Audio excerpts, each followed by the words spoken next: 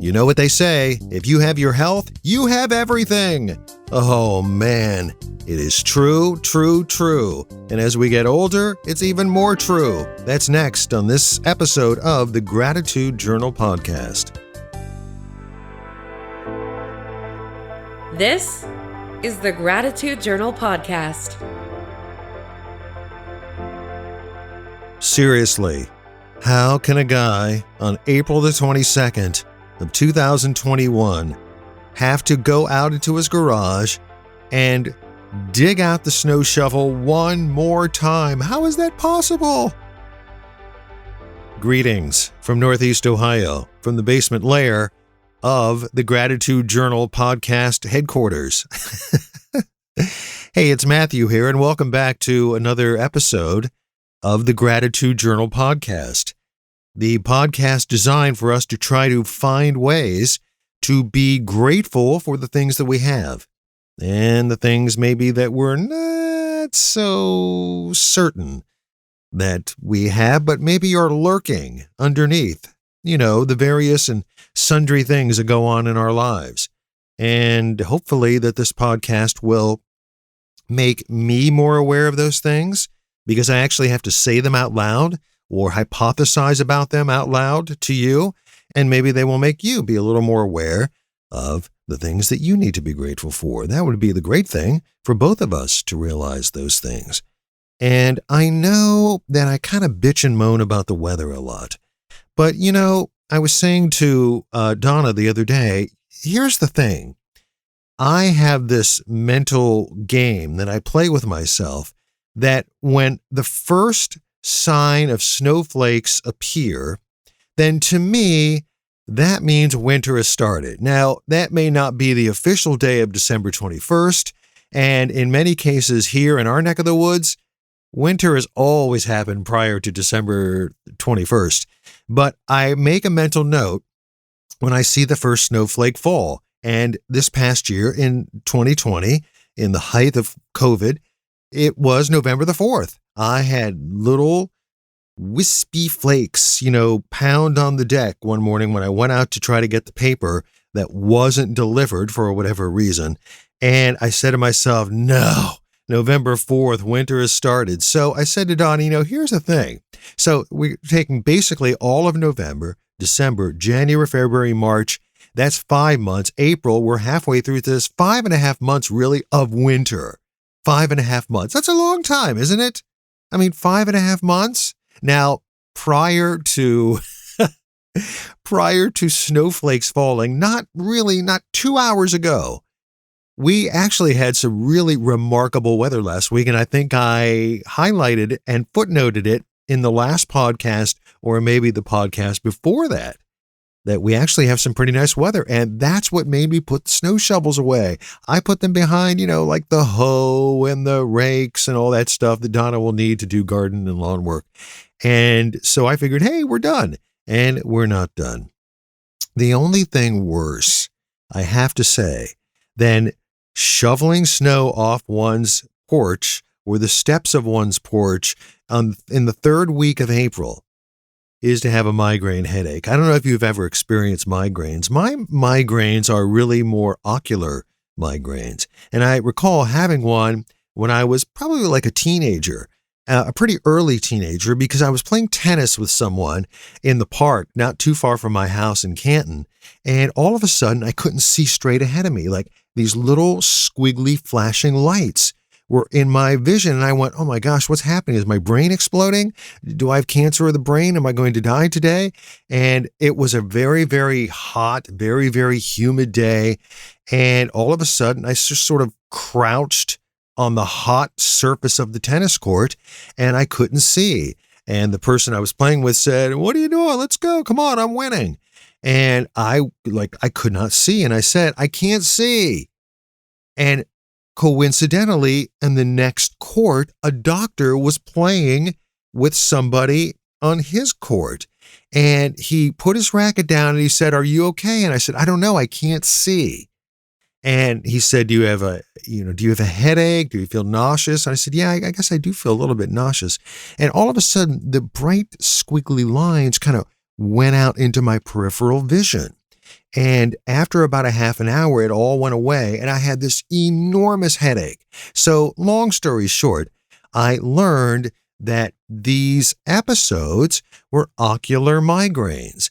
And throughout most of my life, I've had these ocular migraines at least once to 2 times a month. And there's really nothing I can do for them except wait them out. I try to take aspirin, but really, that doesn't really do much for the impending headache that will follow. Here's the strange thing about these ocular migraines. Lately, I've been having a plethora of them, and I can't really understand why. Some say, oh, it's stress related because, everything is stress related. And some say, oh, it's what you're eating. Don't eat chocolate. Don't eat raisins. Don't do this. Don't do that. Well, I've been doing so many dietary things lately. There's not too much more that I can give up, except for maybe oxygen or water. And there's really seems to be no rhyme or reason to them. But when I'm having one of these migraine headaches, I think to myself, it's so debilitating. I can't imagine what people who have normal migraines go through, where they dive into a dark corner of a bedroom for 2 or 3 days and clutch a hold of their skull and waiting for these migraines to pass. So for that, I consider myself fortunate, and I'm grateful that I don't have these real migraines. The funny thing is I have a twin brother, and just last year we were talking about these things. He said very nonchalantly, "Oh yeah, I get those." I said, "Wait, you get these ocular migraines?" "Oh yeah, I've had them all my life." "What? I didn't even know that." He goes, "Yeah, I have them all my life." I said, "Do you get the headache?" He goes, "No, I don't really have the headache. I mean, I have the flashing lights and it kind of switches to my peripheral vision and then they kind of leave and then I'm okay. And I really don't have headaches." And I did not know this all of these years, that we, amongst all the other things that we share, we also share ocular migraines.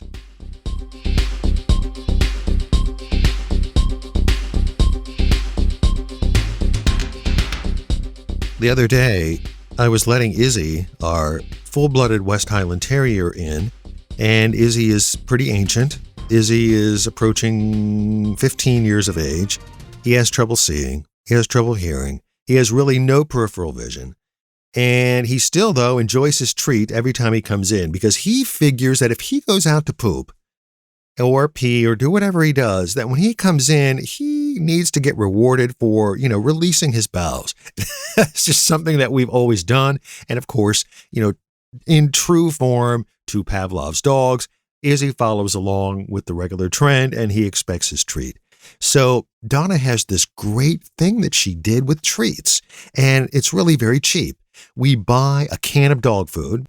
Donna takes the contents of the can, puts them on a cookie sheet, and spreads the dog food out on the cookie sheet. And then she puts the cookie sheet in the freezer. And then she waits a couple of hours. And then she removes the cookie sheet. And then she cuts that now frozen slather of dog food into little squares, puts them in a Tupperware container, and puts them back in the freezer. And so when Izzy comes in from doing his thing, we open the freezer, we take out one of these little squares, and he thinks it's just the greatest thing since sliced bread. And we're really only giving him dog food. And so these treats are like amazing to him. And they're amazing for us because they're relatively inexpensive. I mean, what's a can of dog food cost? $1? So this is great.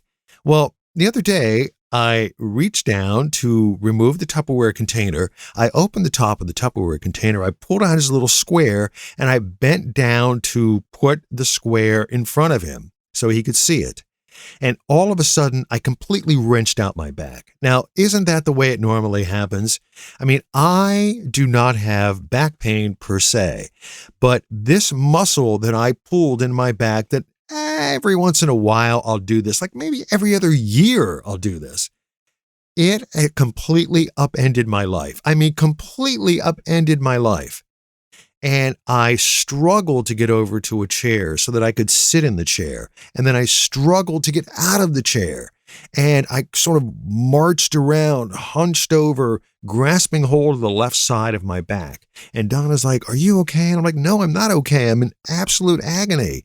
And so she was trying to like rub this spot. It wasn't really helping. I took a Tylenol. It wasn't really helping. I tried to crawl back downstairs here to the basement layer so that I could do some work. I couldn't sit in the chair properly. Long story short, this pain that I had was debilitating. So about an hour later, I had to walk down to the mechanic who had our car, and I had to get the car. So I was struggling to put on my jeans. I was struggling to put on the coat. And I thought, this walk usually takes me 45 minutes because we only have one car, and this car needed new tires. It needed a bunch of other stuff. It completely stole our whole stimulus check. Another story. And I knew I had to walk down on a very busy road to, dodge cars, dodge traffic, a lot of sidewalks where there weren't sidewalks. And I had to walk in people's yards and go in and out of traffic and park cars. It's not a very fun walk. And add on to that, this sort of debilitating pain. So as I was walking, as the snowflakes were hitting my face in the third week of April, I thought to myself, I have been pretty fortunate, all things considered, that at my age, and I'll be approaching another age milestone here in another week or so, I've been fairly fortunate. And I'm grateful that I have had the limited health issues that I have had. For this, after this 2-day episode of immense pain, I'm very, very grateful.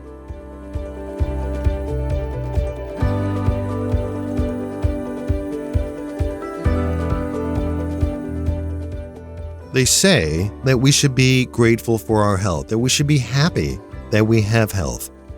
And it just never really measured with me. It never really impacted me, or at least so I thought. Until I had a bicycle accident in 2017, August the 2nd of 2017. Riding my bicycle to the bike trail, going downhill. And I think I might have referenced this before, where I sort of spin off the road onto the sidewalk. I'm not supposed to ride on the sidewalk, but the sidewalk about maybe 30 feet down once I'm on the sidewalk is the entrance to that particular part of the bike trail. And I've done it dozens and dozens and dozens of times. And the edge of my tire hit the grass in front of Richie's sporting goods store.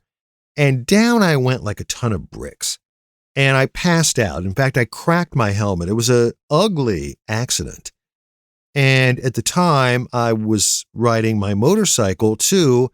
And I had a motorcycle. And the few people that I knew who I actually rode with would say, that was the dumbest thing you ever did. Those bicycles are so dangerous, which is really ironic, don't you think? But during that time, I recall thinking to myself, I've never really been hurt per se. And I tore my rotator cuff, and now 2 surgeries later, 2 unsuccessful surgeries later, and now with the probably impending total shoulder reconstruction looming somewhere down the road, because that's the only thing that's going to solve it, I realized how awful it was to not be healthy. I realized how awful it was to be in pain. And for me to reach up with my left arm to grab a cup out of the cupboard, or to reach up to grab the orange juice out of the refrigerator and take it off the shelf, is really a monumental thing that really is not supposed to happen in my condition. Sleeping with my arm down next to my side. I think these things are horrible things. Until I start thinking about people who have real medical issues. And some of those medical issues are outside of their control. And quite honestly, some of the medical issues are within their control. And maybe they're due to just simply not exercising. Or maybe they're due to just having poor diet. Or maybe they're due to a lot of different factors. Nevertheless, they have these conditions that in many cases are far worse than me. And I'm grateful for the limited medical conditions that I do have. Donna's been experiencing a lot of back pain lately. She generally has it once a day, and it happens towards the end of the day. And really, she is in agonizing pain, and her doctors really haven't done anything aside from saying, hey, you can take X amount of Tylenol every day. And we've tried a number of things like CBD oil, and that's tough because, it's not prescribed by a doctor, so you're trying different things to try to dial in what works.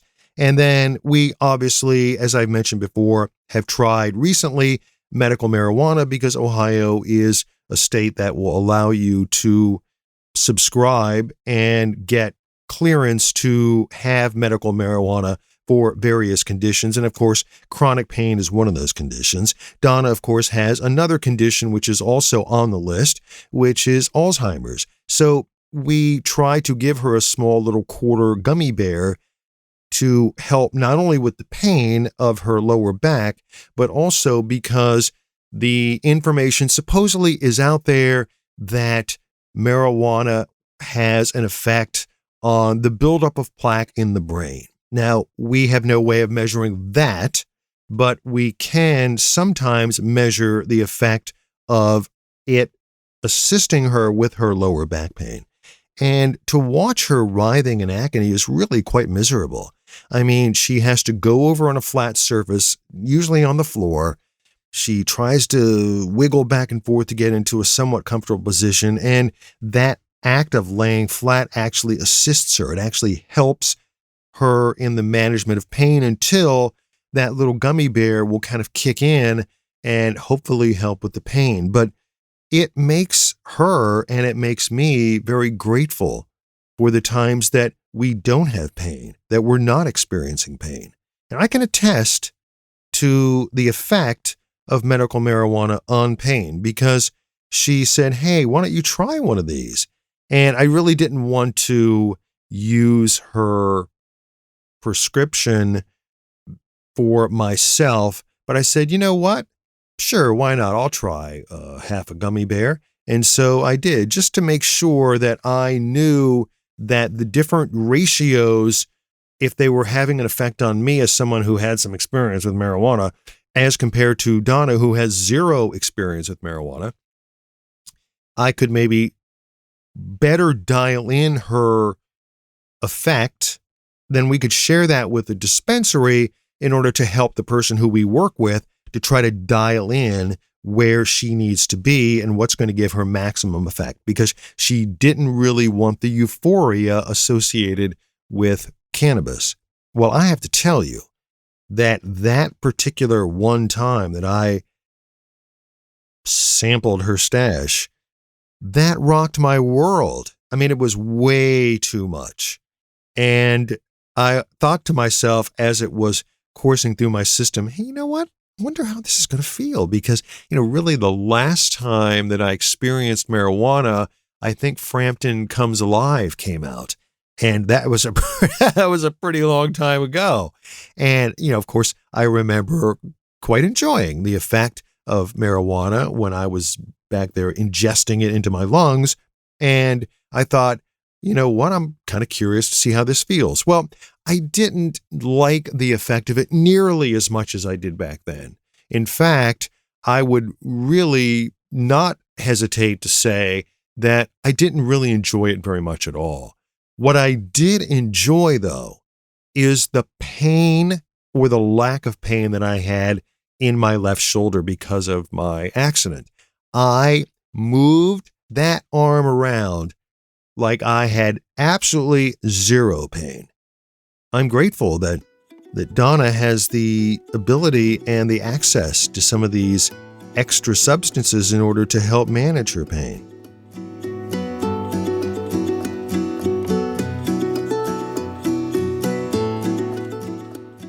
So amidst my gratitude for trying to live the healthy lifestyle, and the jury is out as to whether that lifestyle is actually healthy. Yours truly still carries some weight. And I know that I could always do better by textbook standards. My body mass index is not nearly where it needs to be. I know I probably don't work out nearly as hard as I can, even at my age. And there's always things to do better. There's always one less ale to have. There's always one less piece of dark chocolate to consume. Certainly, even though Izzy would be very, very depressed because he's usually by my side when I bring them out, there's always one less bag of tortilla chips to have in the evening. And I do not claim to be the pinnacle of health by any stretch. But what I decided 10 years ago or so when I dropped some weight, because I've always been heavy, I decided that I was going to try, that's the operative word. I was going to try this 80-15-5 lifestyle that I sort of designed for myself. And what I told myself is 80% of the time I was going to try to be a very healthy person. I was going to try to eat better foods. I was going to try to do a regular workout during the week, and that I was going to hopefully put myself in a position where I would not be able to say to someone, I am in the health position that I am in because I neglected where I should have been. I didn't want to be in that position because I had seen at that time so many friends and family members who were at the mercy of really some pretty bad choices that they had made, even though some of those instances were out of their control. Most of those instances were because they just made unhealthy life choices. And it wasn't a judgmental thing. It was simply, I saw what they had experienced. I was a witness to the pain that they were experiencing, and I didn't want to be in that position. So I made this choice. And then 15% of the time was kind of like, do I want these Little Debbie things? Yeah, I guess I kind of do. No, maybe I don't. I shouldn't. Maybe just one bite. Don, you want to split this with me? That kind of thing. And then 5% of the time, listen, we are going to Wally Waffle. I'm going to eat the whole damn Belgian waffle. I'm going to have extra syrup, and who knows, I might even split a cream stick donut with you afterwards. It's that kind of 5% bad. So this is the lifestyle that I've kind of chosen for myself. And I think that there has been some moderate success because really my cholesterol levels are pretty good. My blood pressure is pretty good. I still carry weight. I can always lose weight. I'll never be slim. I'll never be quote unquote in shape. But I also don't want to be a sedentary person. And I want to at least be able to go to my annual wellness visit and walk out thinking, okay, I'm doing as good as I probably can. Yeah, I could do better, but you know what? I'm okay. I'm going to continue doing what I'm doing. That's kind of what I was shooting for. I don't want to run a marathon. I don't want to climb mountains. I don't want to enter the Olympics for really old people. I have no interest in doing that. I don't want to be in a Peloton commercial. I just want to be okay. And so for those things, I'm grateful. But having this back pain made me realize that it can happen at the most inopportune time. And at our age, we have to be very prepared for these kinds of things. So as I'm doing my workout later today, the 4 times or so during the week that I try to do my workout, I'm going to be grateful for that. And hopefully I can do the jumping things that I normally do. As I'm moving in the seat, recording this podcast, I'm still feeling a little bit of this musculature mumbo jumbo. And I know that whatever I did, that stupid thing, and usually it's something stupid, bending down to give Izzy his treat, or at one time it was washing my hair in the shower. I moved my arms up a certain way to get the soap out of my hair when I had hair. and I strained the whole lower part of my back. How that happened, I'll never know. I just remember screaming in agony and my screams reverberating throughout the bathroom wherever we were living at the time. So I'm grateful for health. I am. I know I don't always say it. I don't always believe it. I don't always think that I do it the best way. And I don't always recognize how appreciative I am for the health that I do have. That hopefully lurking somewhere deep in me is not something unhealthy. I hope that's not the case. Like my pancreas is going to turn on me. I hope that that's not the case. So for today, this day, the third week of April, as flurries fly outside, as baseball games get canceled, I'm grateful for the health that I do have, and I wish nothing but positive health for you. And certainly I wish positive health for my better half, who has been experiencing pain just about every day. So here is to a healthy lifestyle. I mean, a realistic, healthy lifestyle. Because listen, we all have to have some ice cream. You know what I mean? I mean, it's just the way it is. We all have to have barbecue potato chips. That's just the way it is. And I would never deny myself that in very small quantities. I think that's the key. I mean, who said it? Wasn't it Augustine or Ben Franklin or, I don't know, Mandy Patinkin? Who knows? Everything in moderation. I just pulled that name out of the atmosphere. I have no idea why. I'm not really even a big Mandy Patinkin fan. Anyway, I have my car back. I'm $1,600 light in the wallet, but I have new tires and I don't have these grinding noises as I back up the car. And this is what happens when you have, a car that dates from 2011 and has almost 126,000 miles on it, which really for that year is not a ton of mileage, but it's the car we've opted to keep. It's the car that we share. It's the car that's paid off. And that's the route that I'm going forward until it dies. And I have a mower that's fixed. Yay! I had to actually pay somebody to mow my lawn because the guy I took my mower to, I think I referenced him in the last podcast after he castigated me for having practically zero maintenance concern for my lawnmower. I have it back after almost 2 weeks. So once the snow melts, I can mow the lawn. Yay! Hopefully I'll be able to push the mower and my back won't scream out in agony. So until then, I hope nothing but good health for you. And I also thank you for downloading and listening to yet another episode of this, the Gratitude Journal podcast.